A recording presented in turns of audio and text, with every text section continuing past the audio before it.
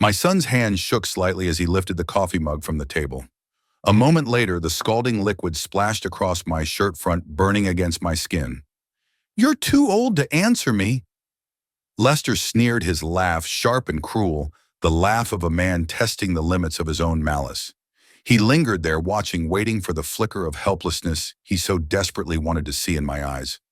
Instead, I calmly dabbed at my face with the cloth napkin on the armrest, my movements slow, deliberate, a soldier refusing to show pain on the battlefield.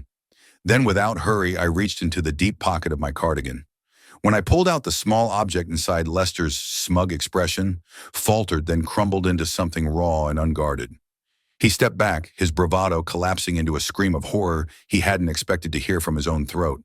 He hadn't seen that turn of events coming. And that, I thought grimly, was the difference between us. I had learned to prepare for storms long before he ever recognized the clouds. Before I tell you what happened next, please subscribe to the channel and share in the comments where you're listening from. The number hit me like a slap. 50,000, I asked. Lester's lips curled into a smirk as if amused by my shock. "I misspoke," he said quickly. "500,000. 500,000. Dad, I need 500K. His voice carried that familiar edge of entitlement, sharp as broken glass, as he paced across my living room. His designer shoes clicked on the hardwood Martha and I had refinished 20 years ago. I didn't rise from my chair. I sat steady in my leather armchair by the fireplace, the biography of Churchill still open in my lap.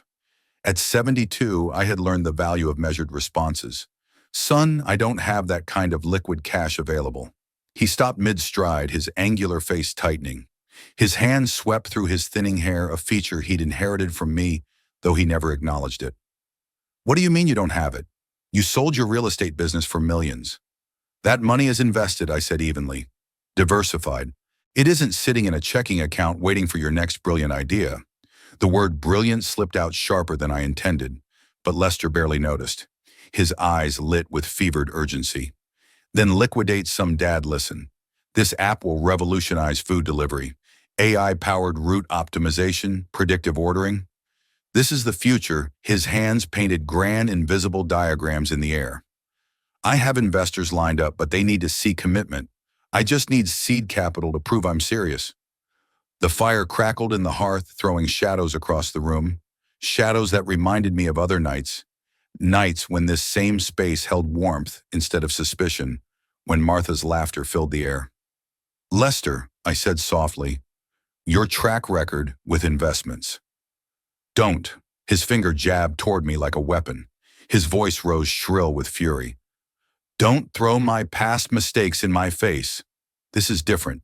This is my chance. My breakthrough." Breakthrough. The word rang bitter in my ears, as though the life I had given him, a stable home, a top-tier education, cars, down payments, financial lifelines, was somehow insufficient. "I understand you're passionate about this," I said carefully, "but I can't risk." "Then sell this old house," he snapped, his tone suddenly cold and calculated. He had been circling toward this suggestion all along. "It's too big for you anyway. You're rattling around in here like a ghost. Get a nice condo, maybe one of those senior communities. You'd fit in perfectly." The silence that followed was heavier than any scream. Only the fire hissed in the background. My jaw tightened. My hand gripped the book-binding leather, creaking under the pressure. "This house is my home. I lived here with your mother." His face hardened. "Mom's been gone 5 years, Dad. 5 years. You can't live in a shrine forever. Be practical. The market's hot. You could clear 1 million easy. Maybe more. 1 million easy." As though the kitchen where Martha taught him to flip pancakes was just square footage. As though the backyard where he learned to throw a baseball held no more value than the number on a property assessment. "I'm not selling my home, Lester." The shift in his face was small, but unmistakable. Disappointment curdled into contempt. "You're too old, too stubborn to understand modern business. While you sit here clinging to your memories, real opportunities are passing by." He snatched his coat from the sofa, his movements jagged, fueled by anger he could barely contain. "Victoria was right," he muttered, shoving one arm into his sleeve. "You've become impossible to reason with." The door slammed so hard the frames on the mantel rattled. Through the bay window, I watched the glare of his BMW headlights sweep across the snow before vanishing into the frozen January night. I sat alone by the fire, the biography of Churchill resting unread in my lap. Outside, the wind howled, carrying the sting of winter and the echo of my son's words. Inside, the silence pressed down thick with grief, but also strangely with clarity. Because in that moment, I knew this battle was no longer about money. It was about legacy. And mine would not be sold off for $500,000 no matter who demanded it. I sat there listening to the house settle around me, its old timbers groaning softly in the silence, like the sighs of a companion too weary to comfort. The fire still glowed in the hearth flames, licking at the last oak logs, but its warmth couldn't chase away the chill that Lester's words had left clinging to me. It wasn't the kind of cold that seeps through windows or under doors. It was deeper, bone deep, the kind of cold born from disappointment. The clock on the mantel ticked past 8:30, each second louder than it should have been, like a metronome counting the end of what I had foolishly believed would be a pleasant father-son evening. Instead, tonight had stripped away the illusions I'd wrapped myself in for months. I'd seen it clearer than ever, the cold calculation in my son's eyes, the realization that to him I was no longer father, mentor, or even man.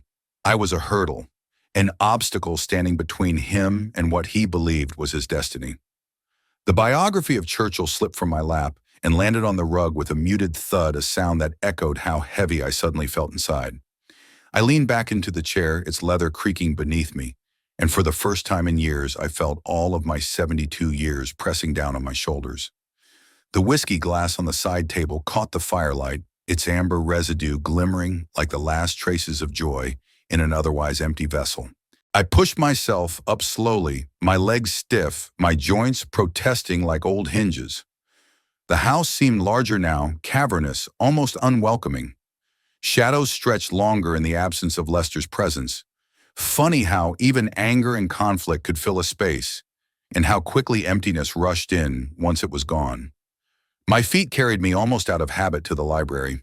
I switched on the brass reading lamp Martha had given me for our 20th anniversary, its soft yellow glow warming the oak shelves and the countless volumes that had been my companions through every stage of life. The scent of old leather paper and polished wood wrapped around me like an embrace from the past, gentler, kinder than the present had been. My eyes found the photo album almost instinctively resting on the shelf where it had always been. Its leather cover was worn smooth from years of handling its spine softened by time. I pulled it down with careful hands, feeling the weight of it, the weight of years of memories that refused to fade. Settling into the burgundy chair by the window, I opened it. The first page greeted me with Lester at 3 years old, his gap-toothed smile wide as he wobbled across this very library floor on his first steps. Martha's handwriting delicate in white ink beneath the photo, March 15th, 1993. Our boy is walking. I could almost hear her laughter, that delighted musical sound that used to fill this room. For a moment, the years between then and now dissolved, and I saw not the man who stormed out of my home tonight, but the boy who once reached for me with complete trust. I turned the page slowly. Lester at 5 straddling his little red bicycle in the driveway, determination etched across his young face. My hand, barely visible on the edge of the frame, had steadied him until he found his balance. I remembered the tears of frustration, the triumphant squeal when he finally soared forward on his own. "Daddy, I want to be just like you." His small voice echoed in my memory, reverent and full of admiration. The next page held our fishing trip to Lake Geneva, Lester at 12, holding up his first base with both pride and disbelief. I stood behind him in the photo, smiling sun on our faces, the lake glistening like a secret we both shared.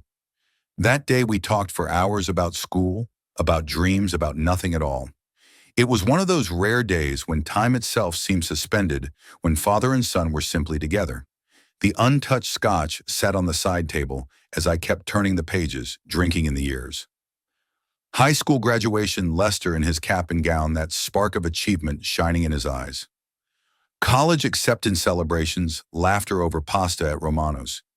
His first job offer, how his voice had quivered with pride when he called me to share the news.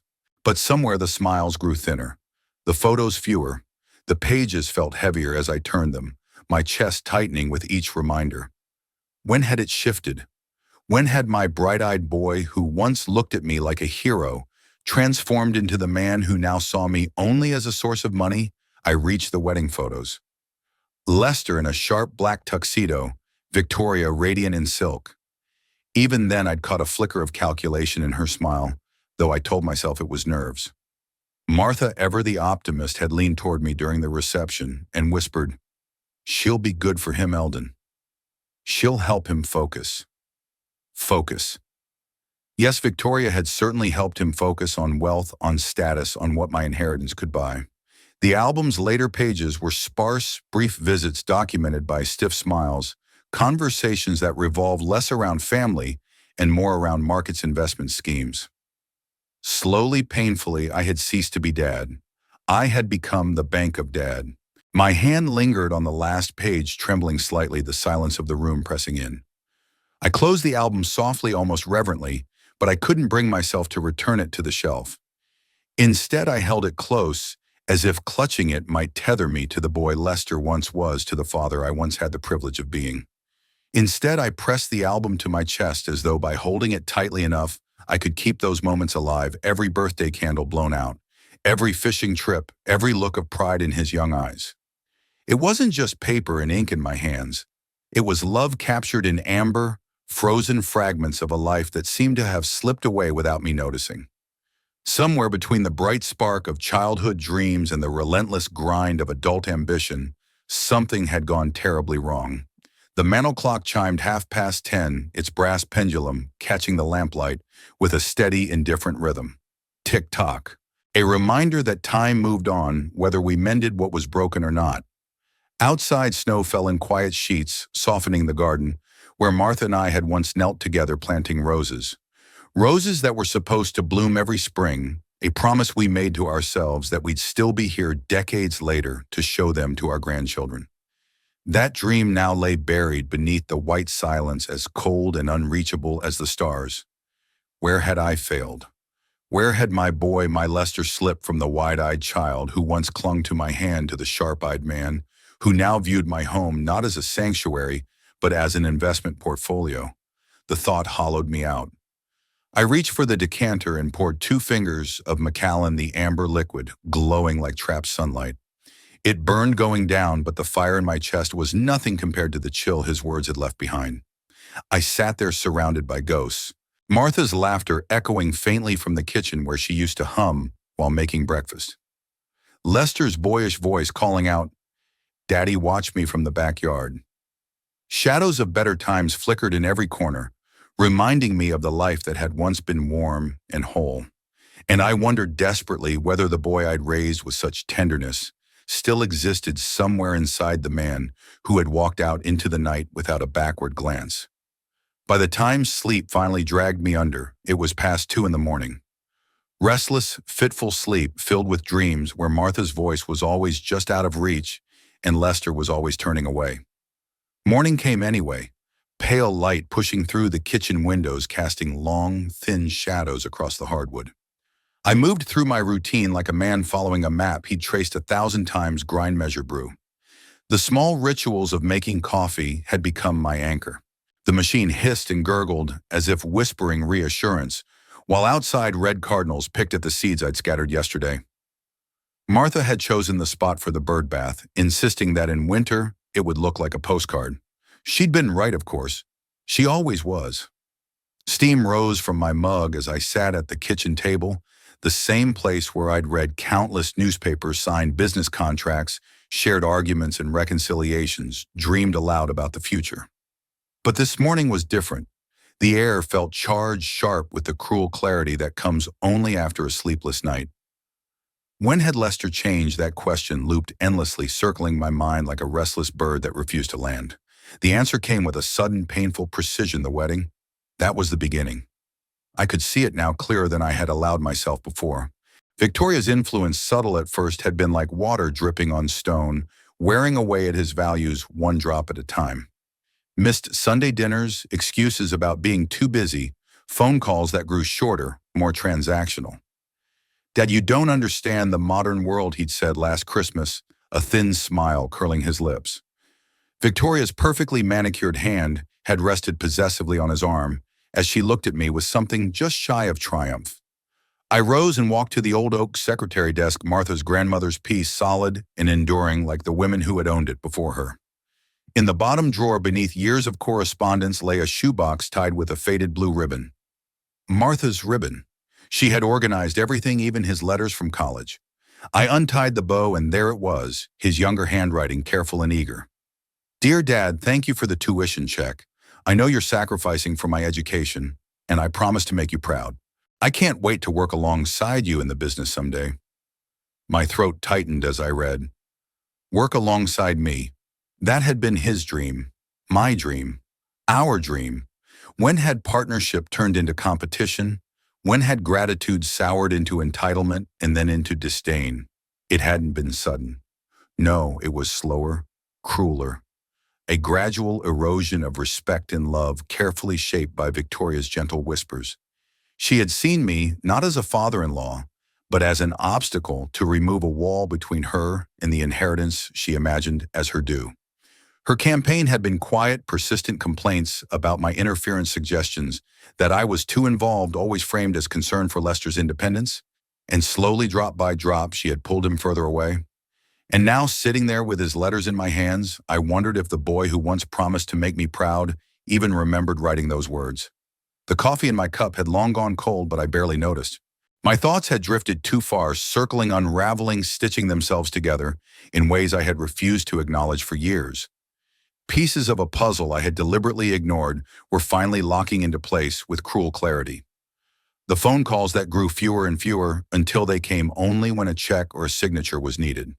The birthdays where his smile looked more like duty than joy. The hugs that had once been warm and unreserved, now stiff, perfunctory, given as though he were checking off a list. And then those eyes, Lester's eyes, once bright with admiration, now sharp with calculation. They no longer looked at me as a father, but as a ledger, a man appraising inventory, weighing value, measuring profit. Somewhere along the way, money had slipped ahead of love. When exactly had that trade been made? Was it one sharp moment I had missed, or a slow erosion, so subtle I hadn't seen it until nothing was left? The kitchen clock ticked steadily, its hands dragging toward 9. Across town, I imagined Lester and Victoria already seated at their polished breakfast table, coffee steaming in porcelain cups, speaking in the language of strategy. Not family, not love, not memories, but strategy. How to approach the stubborn old man. How to phrase the request so it sounded like concern instead of demand. How to frame liquidation as mercy. The thought should have broken me. Once it would have. But instead, something unfamiliar, something sharp and metallic began to settle in my chest. Not grief, not despair. No determination. Cold, hard determination. The kind I hadn't felt since the early years when I was clawing my way through the cutthroat world of real estate. Back then, men had looked at me quiet, measured, smiling, and underestimated me. And back then, I had outlasted every single one of them. I had built something brick by brick while others burned bright and collapsed. I had survived crashes, recessions, betrayals. I had been underestimated before. And I had won. Perhaps it was time to remind my son just who his father really was. The phone's shrill ring sliced through my thoughts. I started heart-jolting, then glanced at the caller ID. Lester. His name glowed on the screen, a name that used to fill me with pride now weighted with suspicion. For a moment I considered letting it ring out, letting his voice sink into the hollow silence of voicemail. But something inside me, pride maybe, or just curiosity, made me lift the receiver on the 4th ring. Hello, son. Dad. His voice had changed overnight. Gone was the edge of anger, the clipped irritation of last night's confrontation. In its place was the charm he had perfected in recent years, the voice that closed deals, that smoothed over tension, that got him what he wanted. I wanted to apologize for my outburst yesterday. Victoria and we'd like to take you to dinner tonight. Bella Vista. Your favorite. We need to talk. Bella Vista. I closed my eyes for a moment. That restaurant had been sacred ground for Martha and me, our anniversary spot, our place of celebration. Now Lester wielded it like a tool, another calculated move. I'll think about it, I said evenly. My voice carried no anger, no softness, either just the calm tone I had used in negotiations where millions were on the line. He paused, then pressed again, smoothing charm over desperation. It'll mean a lot, Dad. 7 o'clock. The line clicked off, leaving silence in its wake. 7 days followed. 7 days of silence where my routines became both shield and battlefield. Coffee at dawn, books in the library at midday, walks under falling snow in the evening. To anyone looking in, it might have seemed like the simple habits of an aging man. But underneath my mind was sharpening, calculating, studying my son's strategy, as if preparing for the most important deal of my life. On the seventh night, the phone rang again. I was standing at the sink, sleeves rolled up, hands submerged in warm suds. The comfort of dishes of water and soap reminded me of Martha of quieter years. When I glanced at the caller ID, the name was the same, Lester. 3 rings, then 4. This time I picked up. Hello, son. Dad. His tone was smoother, still modulated with care, every syllable measured. I've been thinking about our conversation. Victoria and I would like to take you to dinner tomorrow night. Bella Vista, your favorite. We need to talk. My grip on the phone tightened. Bella Vista again. The place where Martha had laughed across candlelight, where we had toasted to decades of dreams. Now reduced to a bargaining chip. About what exactly, I asked, my voice calm, professional, the same voice I had used when facing down competitors who thought they could outmaneuver me. About your future, Dad. I'm genuinely worried about you living alone in that big house. We want to discuss some options. Options that might make your life easier. Options. Such a soft word carefully wrapped around steel. Options that likely began and ended with me signing papers. All right, Lester. 7. Perfect. I'll make the reservation. The line went dead. I stood there in the kitchen, the cordless phone heavy in my hand, my reflection staring back at me from the darkened window. The man in the glass looked older, yes. Tired, perhaps. But behind his eyes burned the same fire that had built everything my son now coveted.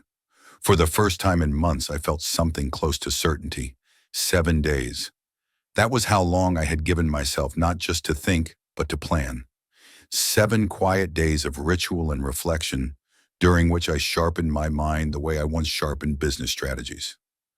7 days to remember who I had been before grief and disappointment had worn me down into something my son mistook for weakness.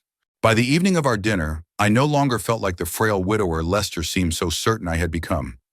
Instead, as I stood before the mirror, adjusting the navy suit Martha had once chosen for me, I saw a man with spine and steel, a man who had built an empire, brick by brick, deal by deal. The burgundy tie slid into place, dignified without arrogance, the kind Martha had always said made me look like a man who knew where he was going. I wasn't dressing for my son. I was dressing for myself, for the man I refused to let die before his time. From the oak secretary in my study, I retrieved the manila envelope that had waited patiently all week, its contents prepared with precision. Inside lay my contingency plan documents, drafted by my attorney protections, carefully placed where no manipulation could reach them. And something more. Something that would force Lester and Victoria to confront the truth they'd been trying to deny, that I had teeth left and I intended to use them. At precisely 6:30, the taxi arrived. I slid into the back seat, the faint smell of leather and gasoline mixing with my cologne. As Chicago's skyline rose in the distance, its towers glowing gold against the evening sky, I felt the weight of the envelope inside my jacket. Not a burden and anchor. Tomorrow would bring either reconciliation or consequences. But one thing was certain, my son would leave that table with a lesson. Bella Vista welcomed me with the same warmth it always had, low lighting, soft jazz, the clink of wine glasses. But the comfort of the place could not disguise the battlefield it had become in my mind. At table 7 they waited. Lester rose quickly when he saw me, his smile broad and polished, rehearsed like an actor on opening night. Victoria didn't bother to stand. She raised a perfectly manicured hand in a half wave, the light catching on her diamonds, her phone positioned conspicuously on the table like a silent witness, or perhaps a weapon. "Dad, you look wonderful," Lester said, leaning in with an embrace that felt about as warm as an accountant's handshake. It wasn't affection. It was optics meant for anyone watching nearby. I allowed it, then settled into the chair they had left for me, deliberately facing the wall while they had claimed the vantage points of power, the entrance and the windows. Even the seating arrangement was strategy.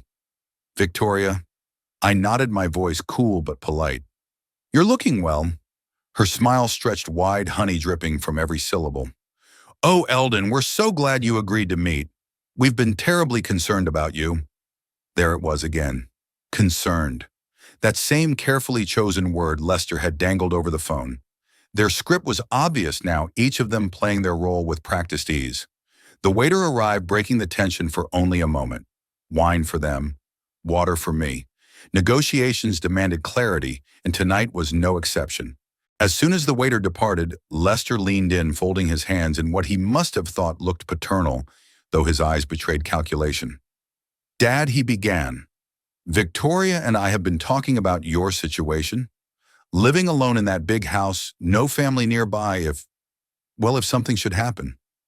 Nothing has happened, I said evenly, my tone as smooth as the glass beneath my hand. My fingers brushed the envelope in my jacket, a reminder that I had already thought further ahead than they ever imagined. I am perfectly capable. Are you, though? Victoria cut in her laugh, sharp as broken glass. Honestly, Eldon, when was your last proper medical evaluation? You're 72. The number hung in the air like a verdict. She said it with relish, as if speaking it aloud pushed me one step closer to irrelevance. Her phone shifted ever so slightly on the table screen. Tilted, was it recording? Documenting, preparing ammunition for some legal maneuver down the road? And then Lester moved. From beneath the table, he retrieved a leather briefcase. I hadn't noticed before sliding it up with the gravity of a man unveiling his trump card. His eyes locked on mine, equal parts charm and calculation. Whatever lay inside that case, I knew it wasn't dinner conversation. It was war. The metallic snap of the briefcase locks echoed like gunfire in the hushed elegance of Bella Vista. Every click seemed to ricochet off the polished wood, the candlelit glasses, the gentle strains of jazz that no longer sounded romantic, but funereal. Conversations at nearby tables faltered as though even strangers sensed a duel was about to unfold. "We found a solution," Lester announced, his voice smooth but taut like a salesman closing in on his prize. With a flourish that belonged on a stage, he withdrew a thick stack of papers and slid them across the white linen between us. Sunset Haven. It's a beautiful facility. Private rooms, round-the-clock medical staff, activities programs, everything you'll ever need. The name hit me harder than any blow could have. Sunset Haven, a nursing home. My son wasn't offering me help, he was preparing my burial while I was still breathing. I lifted the top document with steady hands, though inside beneath my ribs the earth was quaking. Each page I turned felt heavier than the last medical assessment recommendations, financial authorization forms, living will modifications. Places for my signature waited like open mouths ready to swallow me whole. And everywhere already in place were their signatures, Lester's and Victoria's, filling the blanks where family consent was required. "We've already completed most of the paperwork." Victoria chimed, her voice bright and falsely cheerful, as if she were explaining summer camp plans to a reluctant child. Her manicured finger tapped the page. "Normally the process takes weeks, but we expedited everything. You could move in as early as Friday." Friday. 3 days away. They weren't just plotting my future, they'd already built the coffin. "You've been busy," I said, finally, the words dry and thin in my throat. "We want what's best for you," Dad, Lester replied, leaning back, his tone measured, patronizing, dripping with condescension. "That house is too much responsibility. Selling it will give you security, excellent care, and peace of mind for the rest of your life. The rest of my life, neatly calculated, efficiently arranged.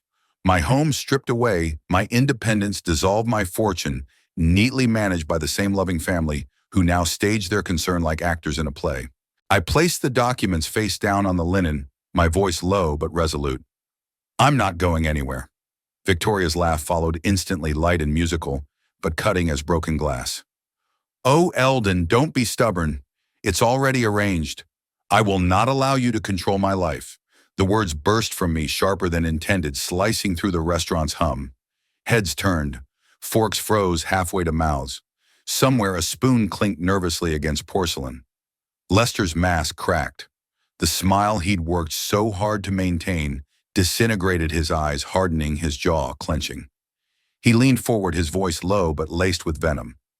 "Control your life. Look at yourself. You can barely manage a conversation without getting confused. without lashing out. This isn't control, it's protection. I am not confused, I replied, my tone deliberate, each syllable hammered into the silence like nails in wood. Calm, steady. I know exactly what you're trying to do. I pushed the stack of papers back toward him slow enough for him to feel the weight of my defiance.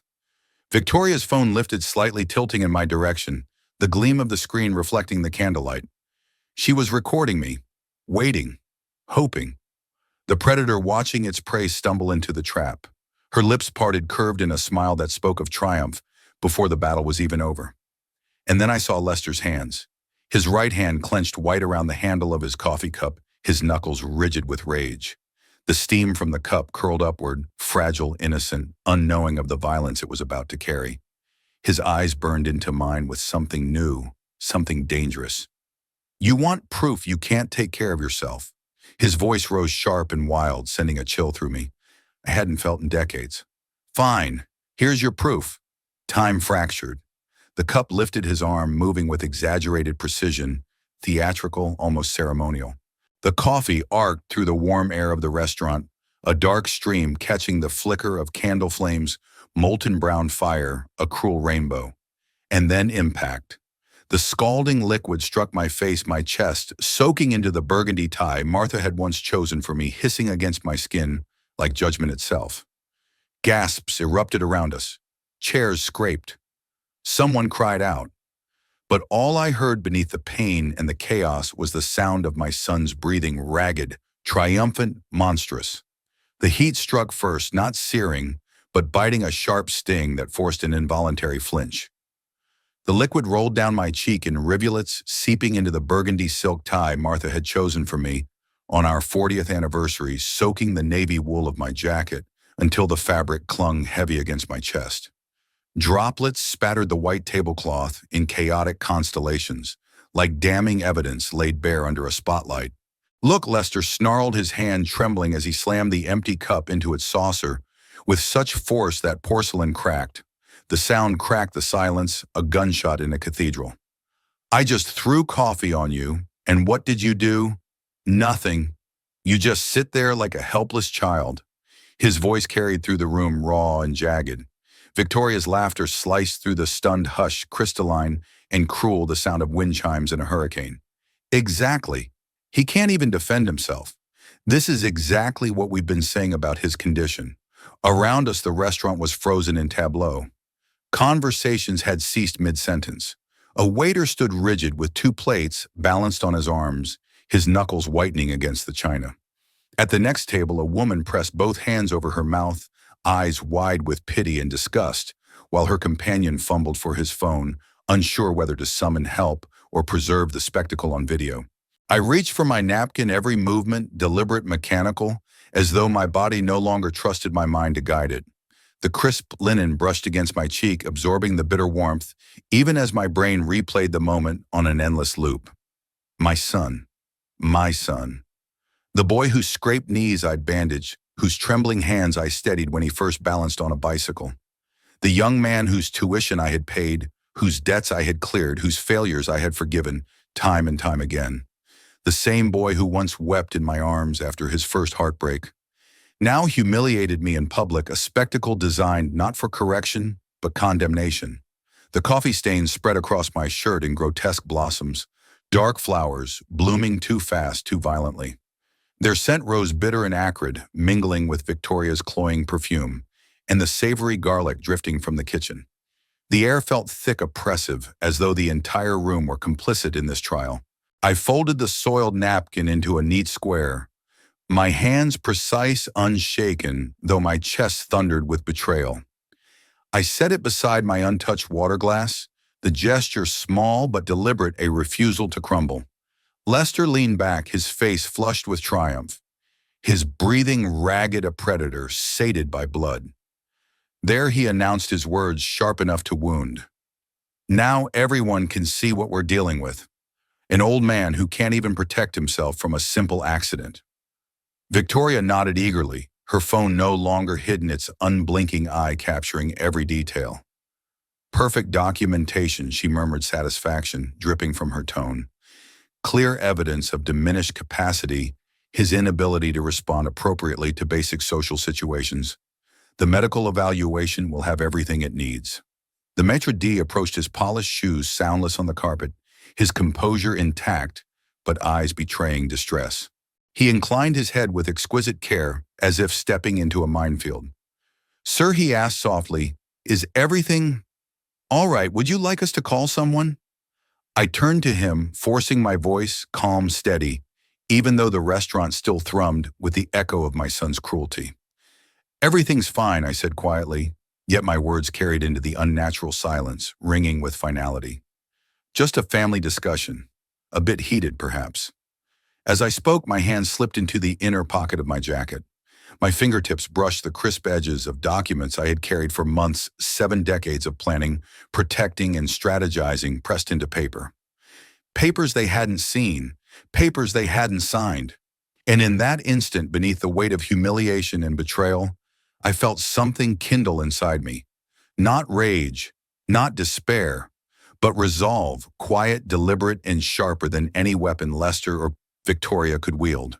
My fingers brushed the inner lining of my jacket, closing around the documents I had carried like a private talisman, weapons sharper than any blade.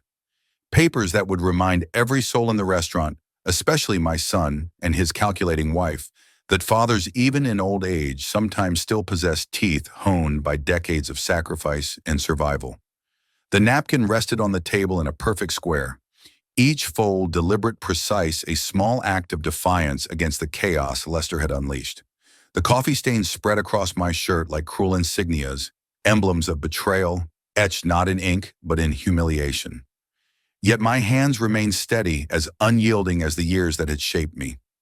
I rose slowly. Every bone, every joint protested, but dignity carried me upward until I stood tall. 72 years of life weighed on my shoulders, but so did 72 years of endurance. Every pair of eyes in Bella Vista followed my movements, diners, waiters, strangers, who moments ago had been absorbed in their own lives, but were now witnesses to a reckoning. Lester leaned back with savage satisfaction, his lips curling as though he had already claimed victory. Victoria gripped her phone like a dagger, ready to carve my downfall into pixels for the world to consume. They waited for weakness. They expected collapse. Instead, I reached into my jacket. The check emerged crisp and pristine, its white surface glowing beneath the warm amber lights.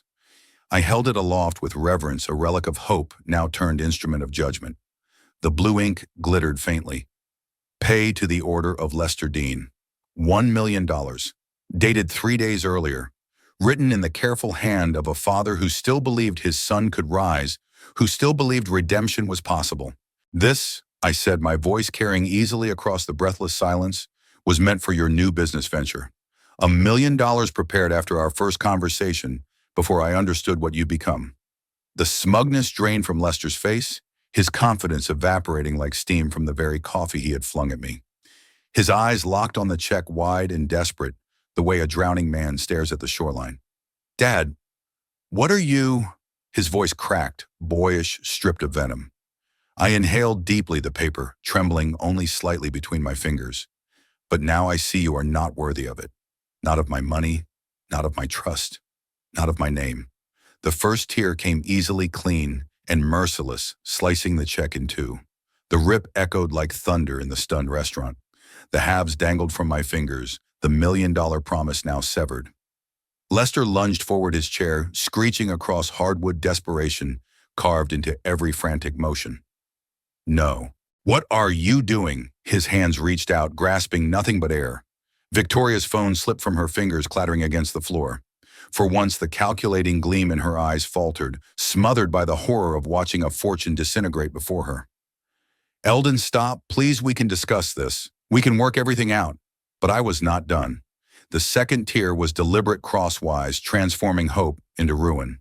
4 perfect fragments drifted downward, fluttering like autumn leaves stripped from the tree before their time. They landed on the white tablecloth, fragile pieces of a future Lester and Victoria believed they owned, now reduced to scraps. Each piece bore a fraction of the astronomical sum that would have saved them, funded dreams, erased debts, secured a lifetime of comfort. And now each piece testified to the cost of betrayal. "Too late," I said, my voice even unshaken. You chose this path the moment you decided I was nothing more than an obstacle to your inheritance. I scattered the fragments across the table, watching them fall into a mosaic of ruined opportunity. They fluttered briefly in the still air, then came to rest among the coffee stains, a perfect tableau of destruction. You wanted to put me in a nursing home. You wanted to sell my house. And today, in front of strangers, you humiliated your own father to prove he was weak. I looked at Lester, then really looked. The trembling jaw, the sheen of sweat across his temple, the hollow in his eyes that not even greed could fill. And I felt no sorrow, only clarity. For years I gave you everything I had. Tonight I take back what's left of my dignity. You will inherit nothing, not my money, not my home, not my legacy. Nothing. The silence that followed was absolute. Even the restaurant's music had stilled, as though the room itself bowed in respect to the finality of my words. Lester's hands clawed across the white tablecloth, scrambling after the fragments of the check, as though he were a child trying to reassemble a shattered toy, desperate to undo the irreparable. His fingers shook, clutching at the torn scraps of paper. His breath ragged, his voice shrill with panic. "We can tape it back together," he stammered, the words tumbling from his mouth in frantic disbelief. "Banks, they'll honor reconstructed checks if we provide documentation. If we explain." I looked down at him, the son I had raised, the man I had once trusted, now reduced to grasping tatters. His logic was nothing more than smoke and mirrors, the desperate flailing of a man watching his schemes collapse. "Banks don't honor checks that never truly existed," I said quietly, brushing a final coffee droplet from my cheek. My hand was steady, my voice unshaken, though the weight of 72 years pressed on me like stone. Then, with a finality that left no room for argument, I added, "Goodbye, son." The maitre d', who had lingered uncomfortably through the spectacle, stepped aside, bowing his head slightly as I passed. My stride was measured steady, not the walk of a defeated old man, but of someone who had reclaimed his dignity. Behind me, I heard Victoria's sharp whisper, a hiss of anger laced with fear, and Lester's muttering voice already turning over numbers, strategies, desperate calculations. They were plotting their next move, even now still prisoners to the greed that had devoured them. The Chicago night greeted me with a sharp, bracing chill, the air cool and clean against my skin. I stood for a moment on the sidewalk, letting it wash over me, breathing in freedom like oxygen. Behind me, the restaurant glowed with warmth and light, but what I left inside wasn't family. It was the hollow shell of a relationship that had died long ago, the night my son decided wealth mattered more than love. I touched the inside pocket of my jacket where the real documents lay safely tucked away. Papers far more consequential than the decoy check. They would ensure tonight was not the end, but the beginning, an education in consequences that Lester and Victoria would never forget. Some fathers guide their children with gentle hands and quiet advice. Others, when love and patience are exhausted, must resort to harder lessons, lessons about respect, about dignity, about the cost of betrayal. My son's true schooling had only begun. March arrived with a brittle promise of spring, though winter's chill still lingered in the Chicago air. 3 weeks had passed since the restaurant incident, 3 weeks of relative quiet. But the stillness did not soothe me. It felt like the heavy calm before a storm, the silence that hums before thunder splits the sky. I knew they would strike back. Greed never retreats. It only waits. That morning, as I measured out coffee beans into the grinder, the simple rhythm of my ritual gave me comfort. The hiss, the gurgle, the rich aroma filling the kitchen, like an anchor against uncertainty. Then the doorbell rang. Through the peephole, I saw Mrs. Henderson, from 2 houses down, clutching her mail to her chest, her posture upright and purposeful. She wore the smile of someone carrying unwelcome tidings, half concern, half the thrill of neighborhood gossip. "Good morning, Eldon," she said brightly when I opened the door. Her eyes, however, betrayed her unease. "Good morning, Dorothy." I stepped aside, gesturing her into the foyer. "What brings you here? I hope you don't mind me stopping by." She began shifting the stack of envelopes from one hand to the other. "But I've been hearing, well, some troubling things." The coffee maker gurgled behind me, its bubbling sound strangely ominous, like a clock ticking towards something inevitable. I kept her in the entryway, deliberately shielding the sanctity of my home from intrusion. What sort of things? I asked, my tone calm, though I already sensed the shape of her answer. She hesitated, her gaze flicking away from mine. Several people have mentioned you might be having health issues. Memory problems, perhaps. She fidgeted with the letters in her hands, her discomfort evident. People are worried about you living alone, Eldon. Memory problems. There it was. The whisper campaign had begun, just as I had expected. Lester's war was no longer confined to private humiliation. He was poisoning the well of community opinion, laying the groundwork for a different kind of theft, the slow erosion of my credibility, of my independence. I drew myself up, every inch of me unwilling to bend. I appreciate the concern, I said firmly, but I feel wonderful. My mind is as sharp as ever. Her relief softened her features, but I could see it was temporary. Her role as messenger wasn't finished. Oh, I'm so glad to hear that, she said, though her voice carried a faint tremor. Then her eyes darted back to mine, hesitant but insistent. Though, Eldon, I have to ask. Her unfinished question hung in the air like a storm cloud.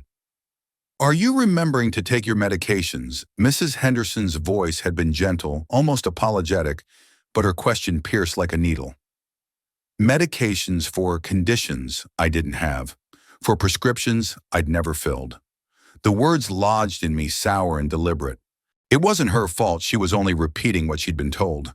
But the campaign itself was clearer now. This wasn't idle gossip. This was strategy. After she left, her perfume still faint in the foyer, the phone began to ring. Once, twice, then again. Each call arrived like a drumbeat in a gathering march. Eldon, it's Frank Morrison from the Real Estate Association. Frank's voice, deep and measured, carried professional concern, wrapped in genuine friendship. I had known the man for 2 decades. We'd closed deals together, shared victories and losses across mahogany tables. That familiarity made what came next cut even deeper. Listen, I got a call from your son yesterday, he said carefully. He mentioned you've been having some trouble managing your finances. Asked if I knew any good elder care advisors. My hand tightened around the receiver. Lester contacted you directly. He seemed genuinely worried, Frank admitted. Said you'd been forgetting to pay bills, getting confused over bank statements. I laughed, sharp and bitter, though there was no humor in it. And you believed him? I told him you've always been sharp as a tack, Frank replied quickly. But then came the pause, heavy, hesitant, filled with unspoken doubt. Well, people change as they age, Eldon. No shame in getting help. The words were gentle. The implication was lethal. 3 more calls followed, almost identical in structure. Friends, colleagues, acquaintances, each of them concerned, each of them parroting carefully crafted worries, and all of them traced back to Lester. By the afternoon, I could see the scope of their operation. It wasn't random. It was coordinated, systematic, designed to weave a paper trail of whispered concern, one that could later blossom into legal affidavits, guardianship petitions, the slow strangulation of my independence. I opened my laptop, an act that in itself contradicted the narrative of my supposed technological incompetence. Fingers steady, I typed Victoria's name into the search bar. What appeared on the screen was a masterstroke of manipulation. Her Facebook page read like a confession booth filled with posts about family challenges and the heartbreak of watching loved ones decline. Each paragraph carefully crafted to present her not as an accuser, but as a devoted daughter-in-law carrying a burden too heavy for her young shoulders. On Instagram, the campaign turned personal. Snippets of text over soft-filtered backgrounds. What do you do when an aging parent refuses help? So hard to watch them struggle when they don't see it themselves. The genius wasn't just in the lies, but in the responses they provoked. In the comments, strangers poured out their sympathy. Friends chimed in with their own tragedies. So heartbreaking when they lose insight into their own condition. My father was the same way, angry, resistant. Sometimes love means making hard choices. And then more ominously, have you considered guardianship proceedings? Sometimes it's the only way to protect them. Every comment layered upon the last, each one validating Victoria's performance, building a chorus of agreement that framed me as the archetype of the stubborn, declining patriarch. It was a digital trial and I had already been convicted without even knowing the charges. I sat back, the glow of the screen reflected in my glasses. My pulse was steady, but beneath it, anger coiled like a living thing. Victoria hadn't just lied. She had enlisted an army friend's neighbors, strangers to become jurors in a case I hadn't even been allowed to defend. They weren't just rewriting my story, they were erasing me. And that I realized was their true goal. Not just to strip away money, not just to seize control. They wanted to take my dignity, my identity, my voice. But I was not finished speaking, not by a long shot. I took screenshots methodically, one after another, my fingers steady despite the storm rising in my chest. Each capture was more than a picture. It was a brick in the fortress. I was building a shield of evidence against the campaign my own blood had unleashed. Meanwhile, the phone kept ringing, each vibration rattling the silence of the house. Concerned voices, friends, colleagues, neighbors reading from a script that Lester had fed them. Memory issues, financial confusion, safety concerns, family worry. The words repeated like a chorus, eerily consistent, their uniformity betraying orchestration rather than genuine care. By the time the sun slipped below the horizon, I had documented 17 separate calls, 6 carefully worded social media posts, and an unmistakable pattern. This wasn't random concern. It was a coordinated siege. They weren't just whispering doubts. They were constructing a legal foundation, one brick at a time, painting me as incompetent, unfit, and in need of protective placement. I knew exactly where that road led. Bella Vista, the nursing home they had spoken of, with the same casual cruelty one might use to discuss an unwanted pet. But amid their strategy, they had overlooked one crucial fact: I was not the helpless old man they imagined. I was not yet broken, not yet silenced. I still had clarity, memory, and above all, the will to fight. Their arrogance would be their undoing. I dialed my attorney, the steady ring in my ear, a reminder that not all battles were fought with fists or fury. Some wars required patience, documentation, and the sharp edge of legal expertise. The law offices of Peterson Clean and Associates occupied the 15th floor of a Chicago high-rise, its mahogany-paneled conference room commanding a view of Lake Michigan's restless gray waters. I spread my evidence across the polished table like a general laying out a battle map. Sarah Peterson, sharp-eyed and unflinching, adjusted her reading glasses as she examined each screenshot, each phone log, each carefully documented incident. Her silence was not hesitation, it was calculation. "Eldon," she said finally, her tone clipped, "but certain elder abuse statutes are clear. What you've shown me is textbook defamation, harassment, attempted financial exploitation. In their eagerness to paint you as incompetent, they've left behind a trail of their own misconduct. They've built an impressive case against themselves." The irony was almost poetic. While Lester and Victoria wove a tapestry of lies to strip me of dignity, they had also been stitching their own noose thread by thread. But I knew the war wasn't over, and they proved it that very afternoon. The call came from Citizens Bank's security department. The voice on the line was courteous, professional, but the words carried venom. "Mr. Dean, this is regarding your son's visit yesterday. He identified himself as your caregiver, claimed you were suffering from dementia, and attempted to access your accounts." For a moment, the world went still. Lester had stepped beyond gossip, beyond suggestion. He had tested the waters of financial theft, hoping the story he'd seeded so carefully in the community would now pass as fact. The attempt failed. My accounts were locked behind decades of preparation, layers of password safes, and legal safeguards I'd put in place long before Lester learned how to manipulate people. But the message was clear: his war had escalated. 2 days later, the battlefield shifted again. A knock on the door interrupted my morning coffee. I opened it to find a woman standing neatly in the doorway, younger than Victoria, crisp suit, tablet in hand posture, radiating both authority and practiced empathy. "Mr. Dean, I'm Jennifer Walsh from the Chicago Department of Aging Services. We've received reports of concern about your welfare." Her voice was professional, but the subtext was undeniable. She was here because Lester and Victoria had summoned her. They had recruited the government itself into their campaign. I stepped aside, gesturing for her to enter. My living room suddenly felt like a courtroom, my every word and gesture a testimony. This was not just family betrayal anymore.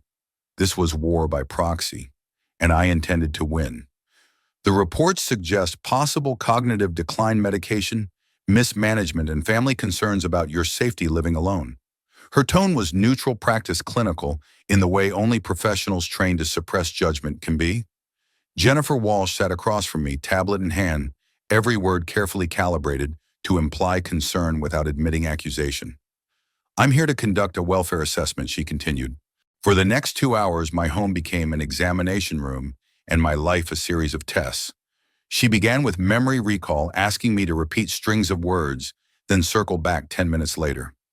Problem-solving puzzles followed along with financial scenarios meant to measure whether I understood interest rates, payments, and the management of assets. I answered with the patience of a man who had once negotiated multi-million-dollar real estate contracts before lunch. Medication management, I walked her to the kitchen, opened the cabinet, and produced neatly organized pill bottles labeled dated and tracked in a ledger. I updated every Sunday evening. Home safety awareness, I showed her the fire alarms, the reinforced locks, the motion sensor lighting on the back porch I'd installed myself just last year. Through it all, I never raised my voice, never displayed the indignation that burned quietly beneath my composure. I would not give Lester and Victoria the satisfaction of seeing me rattled not through her eyes. Finally, she tapped into her tablet, her expression unreadable as her fingers flew over the keys. Then without ceremony, she read aloud the verdict. Mr. Dean demonstrates excellent cognitive function, maintains his home appropriately, and shows clear understanding of his financial affairs. No evidence of the reported concerns. Her voice was steady, but I heard the subtext. Their accusations had collapsed under scrutiny. The second battlefield arrived days later, this time wearing a white coat instead of a gray suit. Lester had pushed for a medical exam arranged through his attorney, but the physician standing in my living room was not theirs. It was Dr. Martinez, my doctor of 15 years. This man had seen me through pneumonia, had held Martha's hand during her final months, had advised me with honesty and compassion as I aged. His assessment was as meticulous as it was merciless to my children's claims. Reflexes sharp, blood pressure steady, strength and balance above average for 72, cognition fully intact. He closed his folder with finality. Patient demonstrates complete capacity for independent living and financial decision-making, he wrote. 2 professionals, 2 evaluations, both unambiguous. Each word from their reports fortified my defense while stripping credibility from Lester and Victoria's crusade. But my victory was not absolute. It only shifted the battlefield. Victoria took to social media with renewed vigor, her posts dripping with melodrama and half-truths. Heartbroken by failed intervention. When elderly relatives manipulate professionals, families feel helpless. Elder care is broken. The system fails when seniors present well during evaluations, but struggle in daily life. Has anyone else faced this pain? She was clever, I'll give her that. Her words framed her as the wounded daughter, painted me as the cunning manipulator, and cast the professionals who had vindicated me as blind bureaucrats. Each post gathered sympathetic comments from strangers who knew nothing of the truth, but plenty about their own family struggles. She was turning her defeats into fuel, weaponizing pity into pressure. Meanwhile, Lester moved more clumsily, but no less dangerously. He shuffled from law office to law office across Chicago, seeking an attorney reckless enough or greedy enough to pursue guardianship without evidence. Each meeting ended the same rejection, caution, a polite dismissal, but failure didn't cool his temper. It only stoked it. The cost of these consultations drained his pockets, yet desperation only made him bolder. I didn't need to imagine his rage.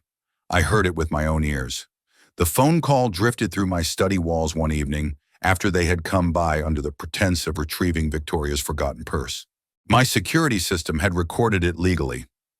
"You father will regret opposing us," Lester hissed, his voice raw with resentment. Victoria's response was softer, but infinitely more dangerous. "Social media is just the beginning. If legal channels won't work, we'll find other ways to make his life impossible." Her words chilled me more than his threats. That night I sat alone in my library, the lamplight spilling across these stacks of documentation, professional evaluations, legal correspondence, printed screenshots of social media lies. The evidence told a story of competence, independence, and clarity, but it also revealed another narrative, the growing malice of my own children, who were willing to destroy me piece by piece if it meant gaining control. For the first time in years, I truly understood the weight of the war I was fighting. It was no longer about guardianship, no longer about legal definitions of competence. It was about survival, emotional, financial, and perhaps even physical. And as I stared at the carefully organized files before me, I realized one thing with painful clarity: I might have won today's battles, but tomorrow's war would demand more than evidence. It would demand endurance. Financial institutions had done their part locking down my accounts and fortifying my assets against unauthorized access. Yet there was something in Victoria's last words, the icy resolve beneath her performance of victimhood, that told me they were preparing to abandon legal pretense entirely. They had tested the courts, tested social services, tested the patience of every lawyer in Chicago. None of it had worked, which meant they would soon turn to something far darker. I rose from my leather chair and walked to the corner of my study where the old safe weighted solid steel heavy as the regrets I carried. My hands hovered a moment over the dial before I spun it, the familiar click of tumblers breaking the silence. Inside rested documents I had hoped never to see again, files assembled not in anger, but in preparation. They were my sharp teeth, the proof that this old man was not as vulnerable as his thinning hair and lined face suggested. If Lester and Victoria wanted war beyond law and reason, then war was what they would receive. The mahogany conference table at Peterson Clinton Associates gleamed like a polished battlefield under the afternoon sun. Outside the towering windows of downtown Chicago, the city buzzed with its usual indifference. But inside my life, my legacy lay spread across the shining wood, arranged with the precision of a man who had once run empires of property and profit. Sarah Peterson sat opposite me, her reading glasses perched low as she leafed through my files. Her reputation preceded her Chicago's premier elder law attorney, a woman who had built her career defending those too often silenced by family betrayal. She moved slowly, deliberately, every page handled like evidence in a trial that hadn't yet begun. At last she looked up, her voice steady but edged with gravity. "Are you absolutely certain about this decision, Mr. Dean? Complete disinheritance is irreversible once properly executed." Her words hung between us like the tolling of a bell. "Absolutely certain." My reply was quiet but firm, shaped by months of watching my son and daughter twist love into a weapon. I straightened the papers before me as though the act of aligning their edges gave order to the chaos of betrayal. "My son has shown his true character in every calculated act of harassment. These documents prove it. The man who once bore my name with pride has become a stranger, and strangers do not inherit my life's work." She nodded once, a gesture of both understanding and respect, before turning back to the evidence file I had compiled. Screenshots of Victoria's carefully engineered lies on social media, audio transcripts of Lester's venomous phone calls, signed witness statements from neighbors who had seen their intimidation firsthand, reports from physicians and social workers confirming my competence, each page another nail in the coffin of their false narrative. "This harassment documentation is comprehensive," Sarah murmured, flipping to the bank security report that detailed Lester's attempted access to accounts he had no right to touch. "Combined with the failed guardianship proceedings, you have a strong case, not only for justifiable disinheritance, but for protection if they attempt escalation." 2 hours passed beneath the steady hum of the city. Then the witnesses entered, two staff members of the firm, neutral and professional, carrying the weight of legality in their presence. With deliberate care, I signed the documents, watching the ink dry like the last chapter of a book I had never wished to write. My son's name vanished from my estate with the sweep of a pen, replaced instead by the Chicago Children's Education Foundation, the Elder Care Advocacy Group, and the Harold Washington Library Improvement Fund. My fortune, earned through decades of labor, would now serve strangers, yes, but strangers in need, not strangers in blood. When the final signature was sealed, I leaned back, the air heavy in my chest. My briefcase seemed to weigh twice as much on the way home, not with paper, but with 72 years of triumphs, failures, and the bitter truth that some children grow into shadows wearing familiar faces. That evening, in the solitude of my study, I dialed Lester's number. The very room where I had once mapped his future, the same desk where I had signed tuition checks, where I had dreamed of teaching him the rhythms of business and the honor of legacy, was now the place where I prepared to sever him from it forever. The phone rang, And as I waited, I realized this was not a conversation between father and son. It was the opening move of a war neither of us had chosen, but one I would finish. Dad. The word came across the line carrying cautious hope, a fragile thread of expectation. In his mind, perhaps months of failed lawsuits and denied guardianship petitions had finally broken me. Perhaps the old man had grown tired of the fight. Son, I answered, my voice, steady, carefully measured, neither hostile nor affectionate. I let the pause hang long enough to catch his attention. I've been thinking about everything that's happened between us. I want to discuss our future. All of it. There was a beat of silence, and then relief rushed into his tone like a tide he could no longer hold back. I knew you'd come to your senses eventually, old man. Victoria said you were just being stubborn, but I told her you'd see reason. Old man. Even in what he believed was victory, Lester could not resist that casual cruelty that had become his signature. Every word was a knife disguised as a laugh.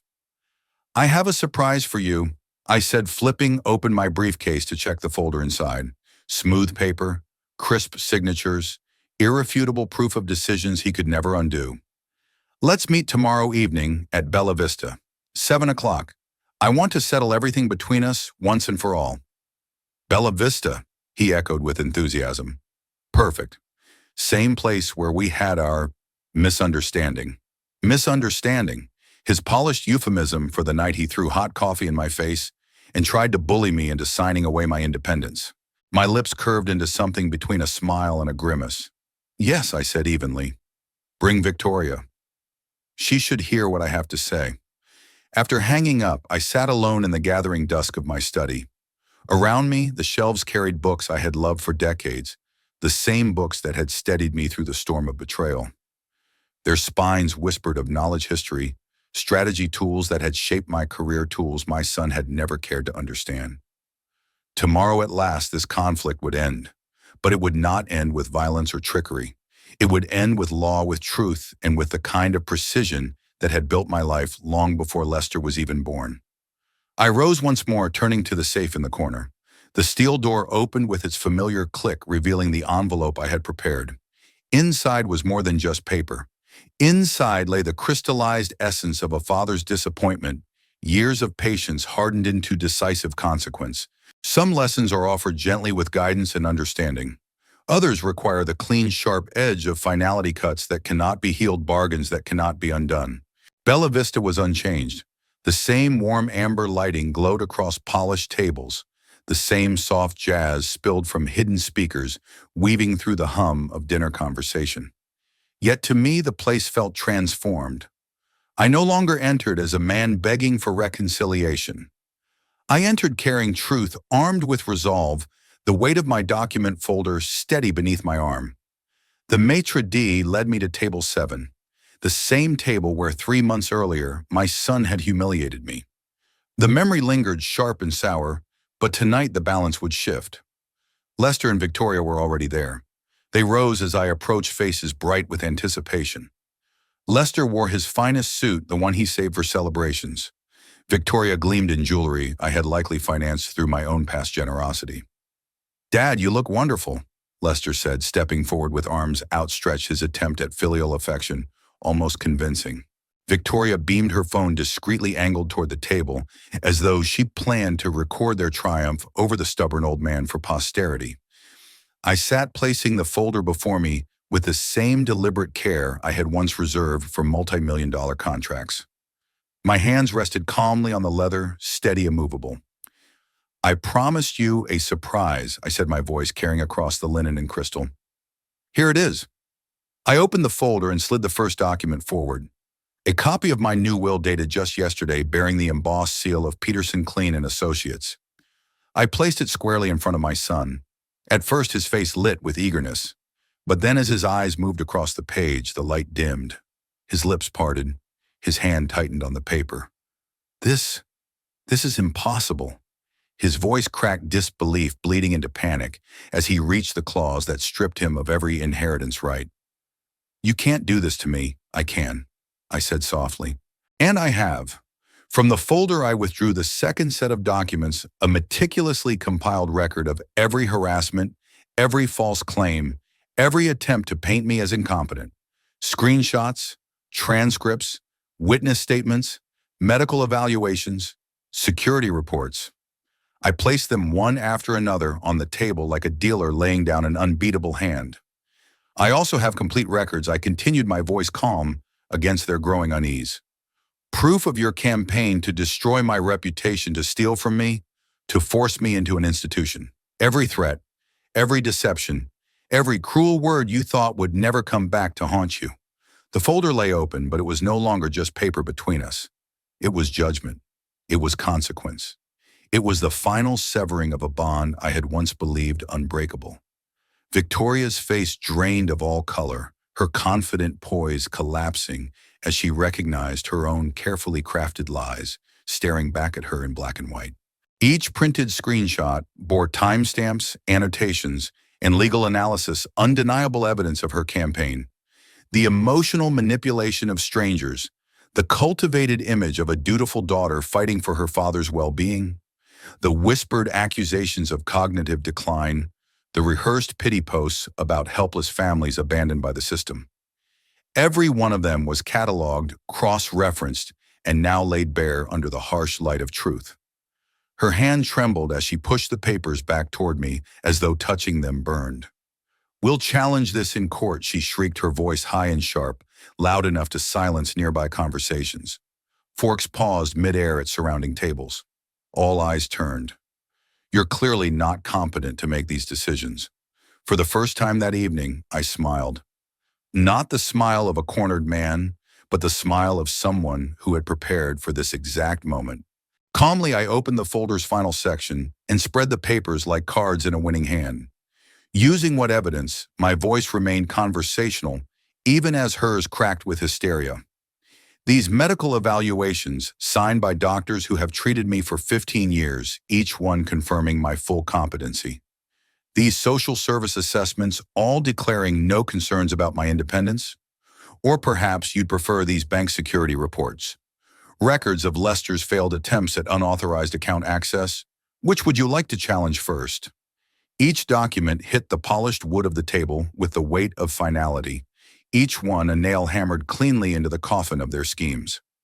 I let the silence stretch before continuing, pulling the last bundle from the folder. Here we have professional assessments from physicians, attorneys, and social workers. Audio transcripts of Lester's threatening calls. Screenshots of your defamatory posts, Victoria annotated with legal commentary outlining the libel and black-letter law. Every deception, every threat, every attempt at coercion preserved, documented, irrefutable. Lester snatched the copy of my will with shaking hands, scanning desperately, flipping back and forth as though he could will a loophole into existence. But the text was clear. His eyes caught on the line that had already carved him out of my estate. His voice cracked.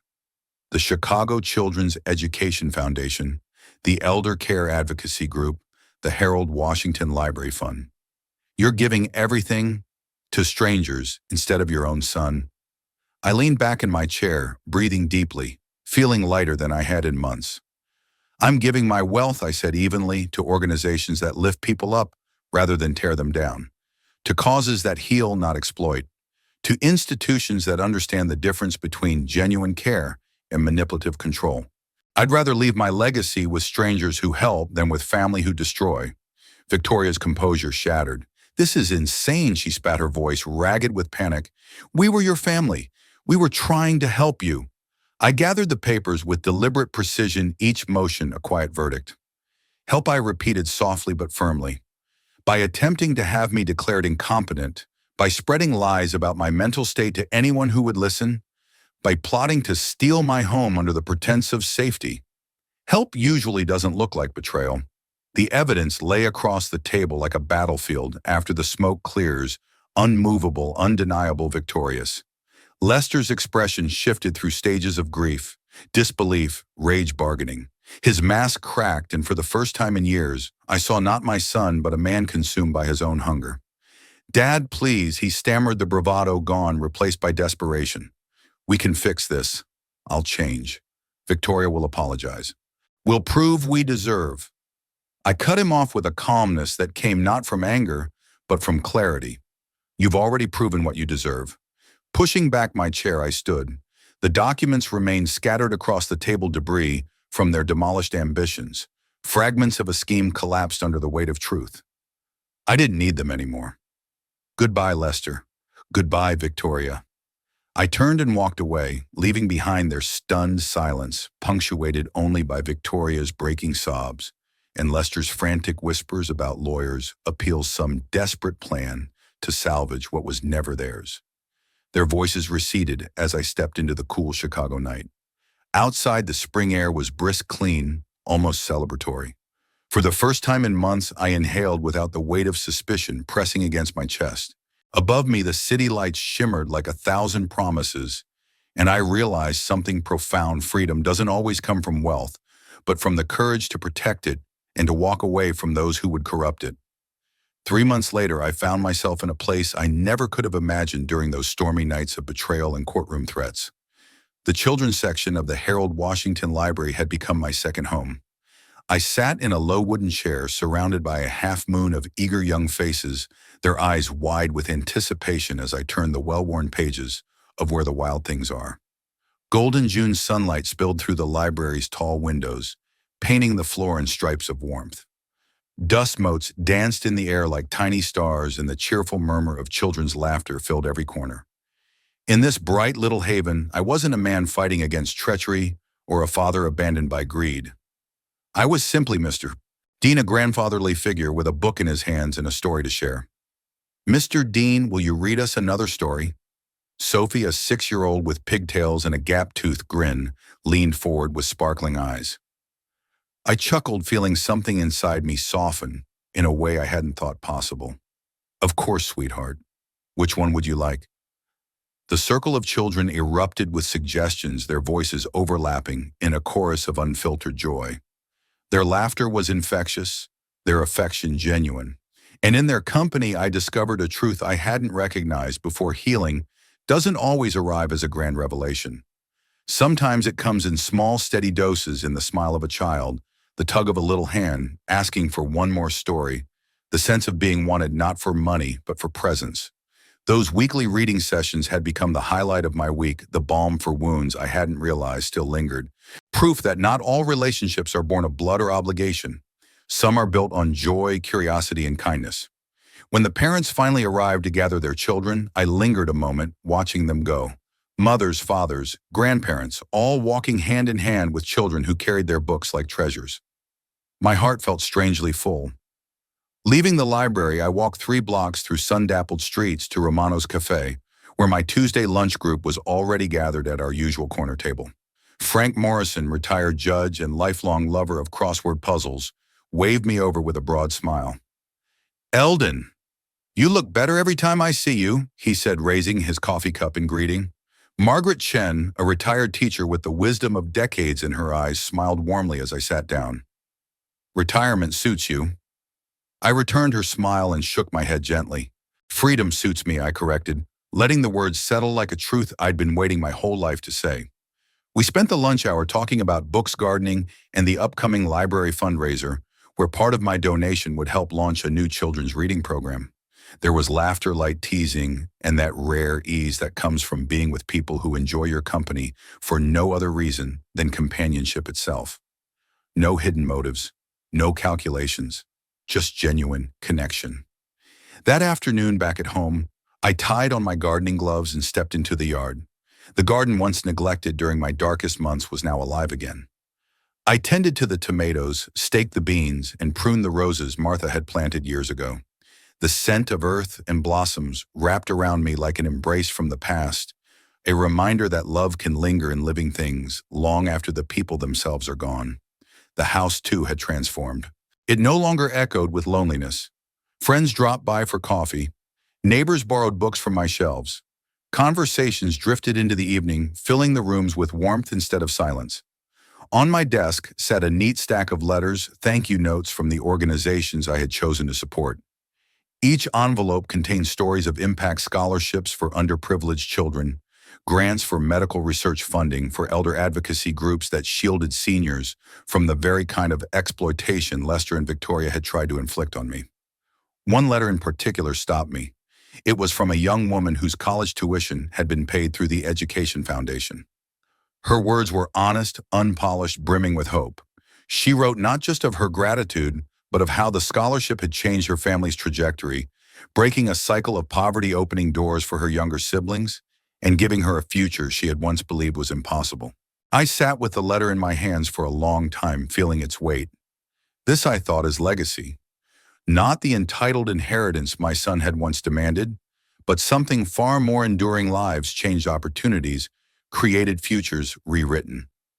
As evening fell, I settled into my library with a steaming cup of tea and the latest biography I'd been enjoying. The mantel clock ticked softly, steady and reassuring. The phone remained silent, no desperate pleas from Lester, no threats from Victoria, just the stillness of a life reclaimed. Through the window, I spotted Mrs. Henderson next door tending her roses. She noticed me watching and raised her hand in a friendly wave. I smiled and waved back the gesture, simple but profound. She was no longer just a neighbor. She had become part of my chosen circle, a friend in a life finally free of manipulation. The documents in my safe, the airtight protections I had once feared I might need, remained untouched. I no longer thought about them. The threat they had been designed to guard against had dissolved, devoured by its own greed. And in that quiet moment, I understood something Martha had always tried to teach me. The greatest victories are not the ones shouted in courtrooms or carved into legal stone. The greatest victories are quiet, unassuming, and deeply human. The laughter of children, the loyalty of friends, the peace of a spring evening in one's own home. Justice had come not through punishment, but through the choices people made, choices that revealed who they truly were. Lester and Victoria had chosen deceit and lost everything. I had chosen truth and found a new life waiting for me. And for the first time in many years, I was exactly where I belonged. I had lived 72 years before I truly understood that family was never just a matter of shared blood. Family in its truest form was built on respect, on kindness, and on the willingness to honor one another's humanity. Without respect, even love could wither and die. And sometimes the hardest truth of all: certain relationships, no matter how many memories or years they carried, were simply too toxic to save. Letting them go wasn't cruelty, it was survival. The bitterest lesson I ever learned was this: protecting yourself from exploitation often means losing people you once thought you could never live without. The ache of that loss had nearly broken me. But as the grief receded, something unexpected bloomed in its place: space. Space for healthier bonds. Space for laughter without suspicion. Conversations without hidden motives, and friendships rooted in mutual care rather than manipulation.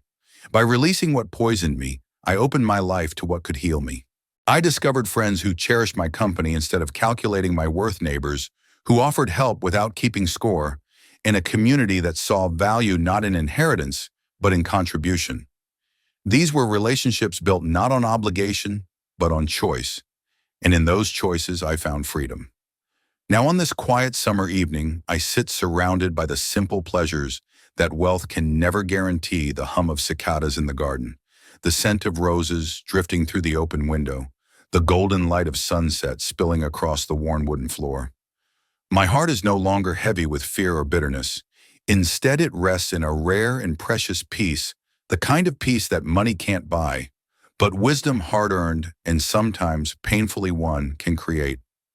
If you enjoyed this story, please take a moment to like this video, subscribe to the channel D Daily Stories, and share your thoughts in the comments.